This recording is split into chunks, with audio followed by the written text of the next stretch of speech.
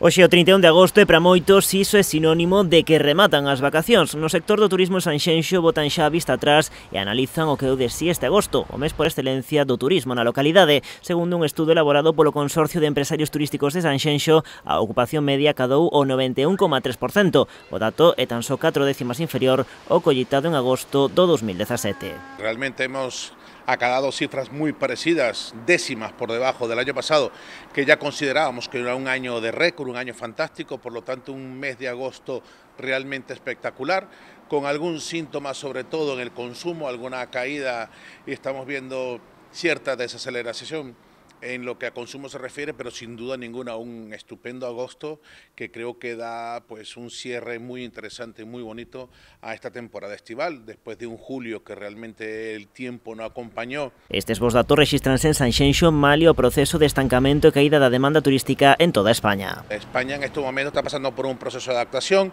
tenemos que ser conscientes que hay mercados como Turquía, mercados como Egipto, mercados como Grecia que vuelven a aparecer e inclusive vemos como Marruecos también aparece como un mercado emergente y por lo tanto ese mercado vienen con ganas de competir, van a hacer daño sin duda ninguna en cierta parte del turismo español,